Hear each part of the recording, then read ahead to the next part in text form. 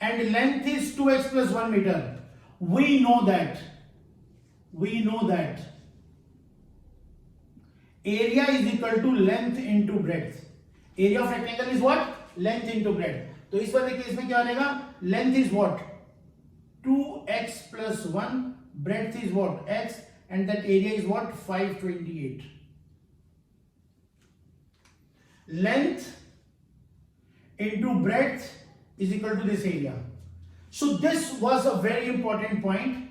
That is, we have transformed the statement into a equation form. आप इसकी quantity कैसे बनाएंगे? ये बन जाएगा 2x square plus x minus 528 is equal to 0. अब उसने सिर्फ ये रिलेशन पूछा है, कहते हैं whatever the statement is given, write that statement in a systematic way to come down to this equation. How to solve this equation? We have two methods, either by factorization or by using quadratic formula. X is equal to minus b plus minus of under root d by 2a. But इस question की आपको सिर्फ equation बतानी है, उसने situation पूछी है, solution नहीं पूछा है. Fine, look at the next case. What he says है,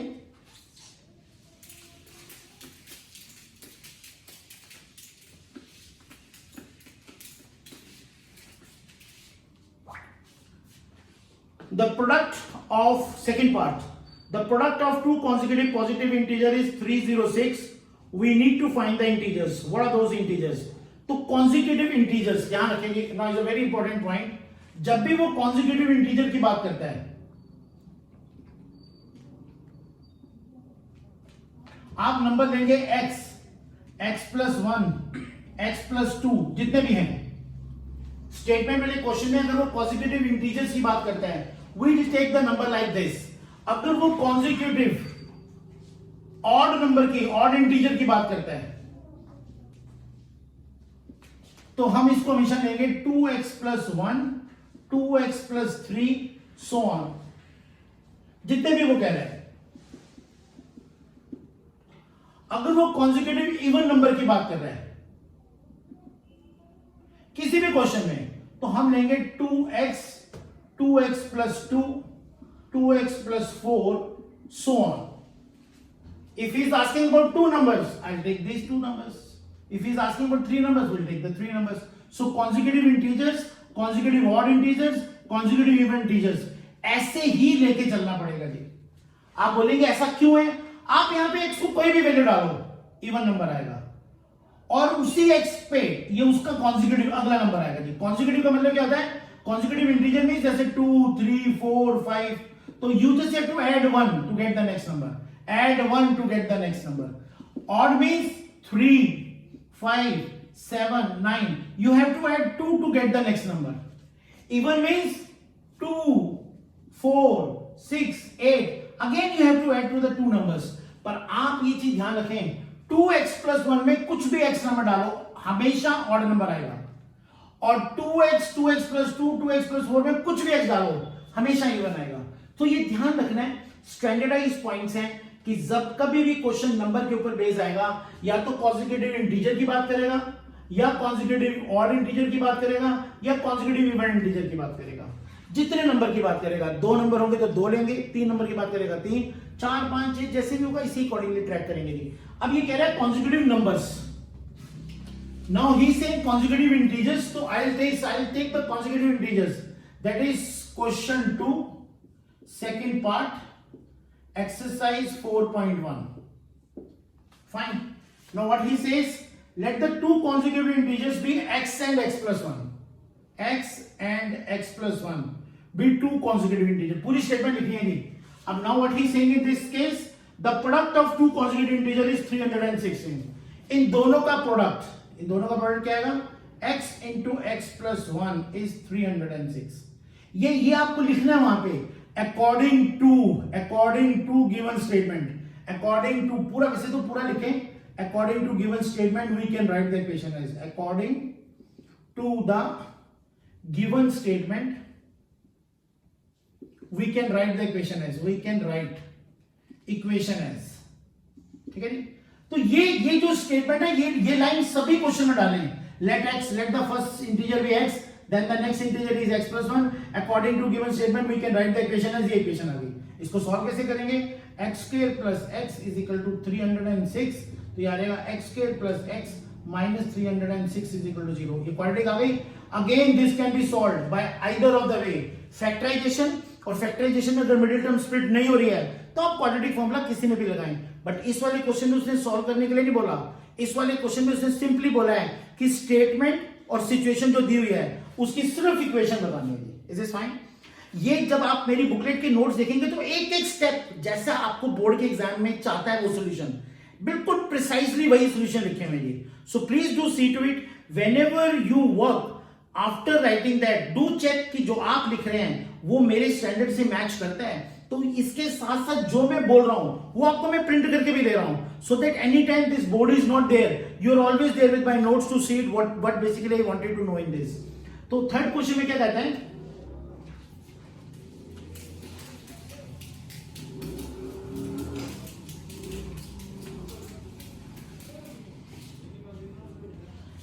what says in this question is Rohan's mother is 26 years older than him। तो रोहन, रफ कॉलम में लिख लें रोहन एंड मदर, ठीक है। अगर रोहन की एज x इयर्स है तो उसकी मदर की एज कितनी है, x plus 26। Read a statement and right in the rough column. This is your rough column. ये प्रेजेंट एज की बात कर रहा है, प्रेजेंट एज। आज की सिचुएशन क्या है, अगर रोहन की एज x है तो उसकी मदर की एज x प्लस 26 है, ये पहले सेंटेंस में से लिखा है। और Rohan's mother is 26 year older than him. The product of their edges in 3 years from now, यहां से 3 साल के बाद, प्रेजेंट एज ये है, 3 years लेटर, 3 साल के बाद। और रोहन की एज कितनी हो जाएगी, x प्लस 3, और 3 साल के बाद उसकी मदर की एज कितनी हो जाएगी बच्चे, x प्लस 26 प्लस 3 कितना रहेगा,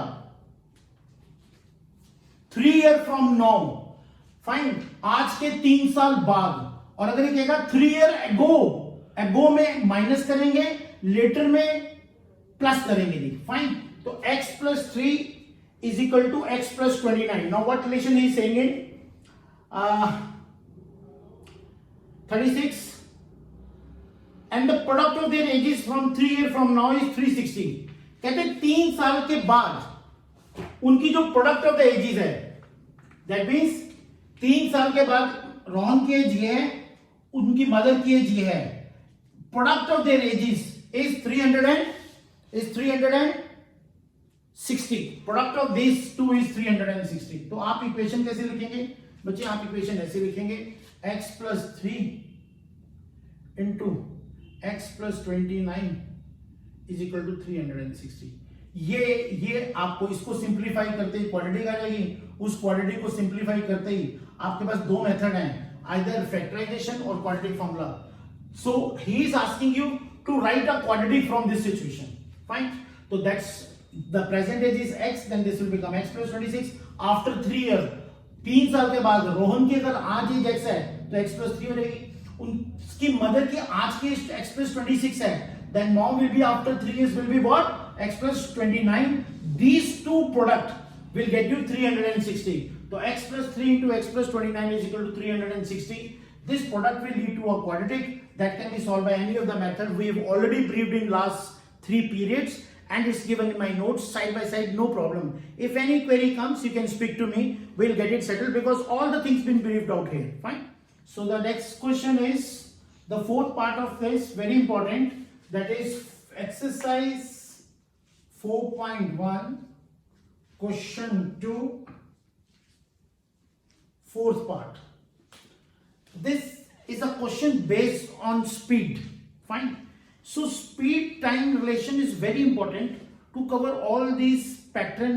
we have already done a lot of question in class 8th, class 9th, and if you've already done the chapter 3, there are some questions on the basis of speed and time। equation based questions are already there। so let's see to it how this basically format works out। ये इसमें कह रहा है कि we have given a distance of 480 kilometre.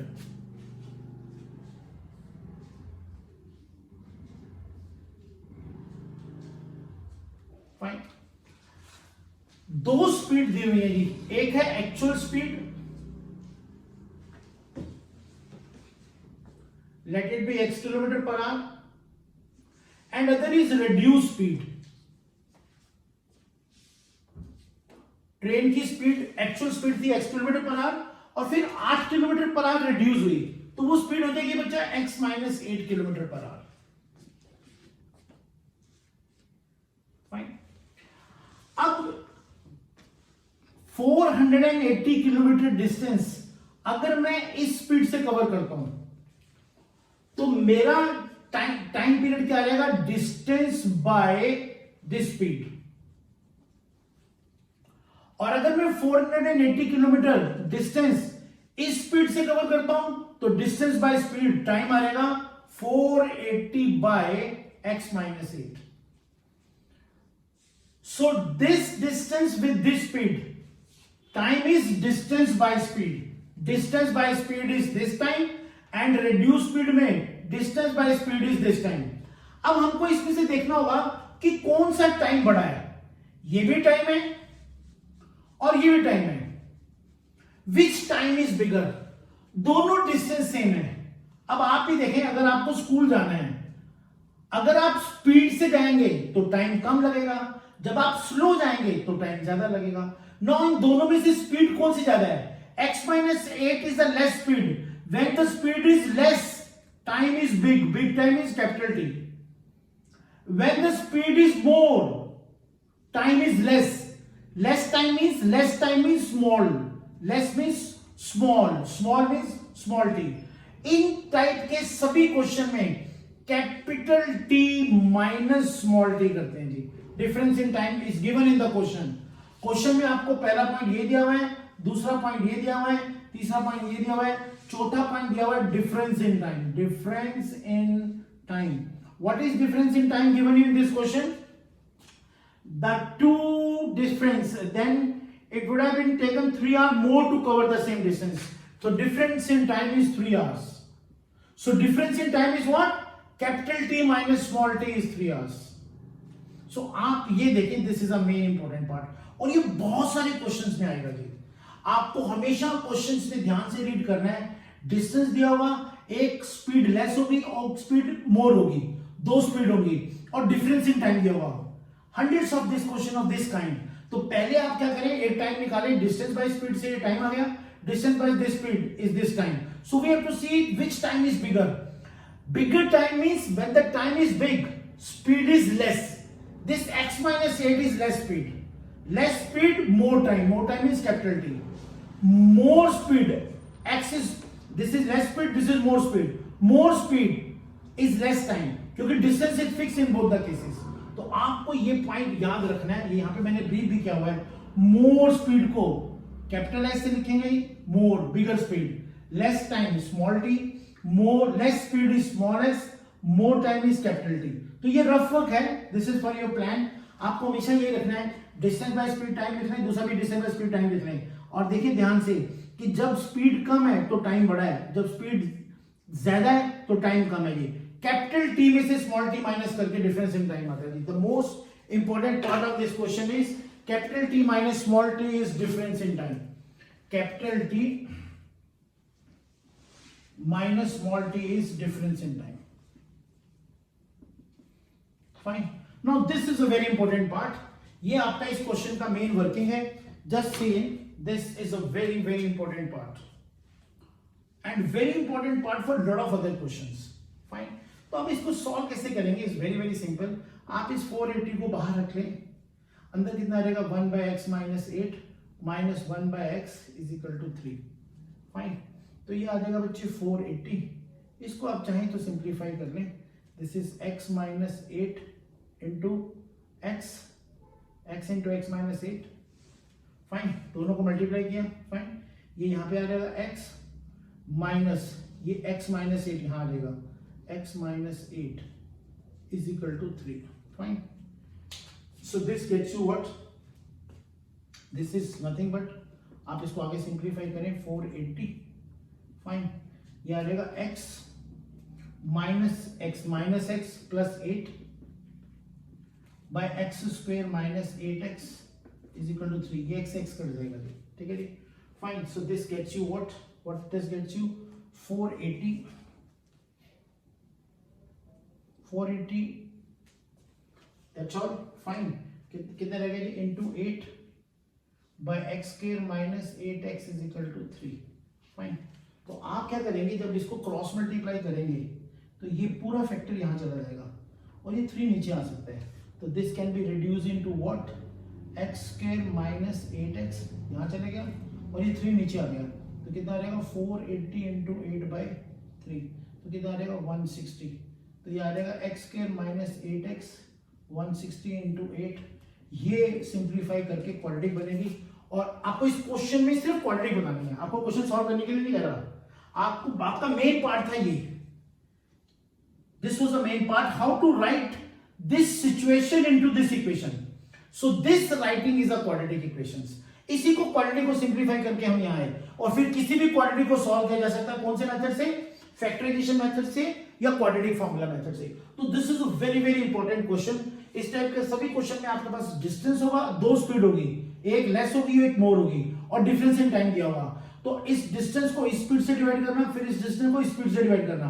More speed means less time, less speed means more time. हमेशा capital T में से small T minus करके difference in time, difference in time आपको क्वेश्चन में दिया हुआ है 3 यार। सिंपली ये अलजेब्रा है, this is basic algebra to simplify and this is what a basic. हमने एक क्वेश्चन ले लिया पहले आपका एरिया बेस, फिर सेकंड पार्ट था नंबर बेस, फिर थर्ड पार्ट था क्वेश्चन एज बेस क्वेश्चन और फोर्थ क्वेश्चन है स्पीड बेस क्वेश्चन। आप देखेंगे इसी टाइप के जो क्वेश्चन है 4 बीट के बुकलेट में दिए हुए हैं।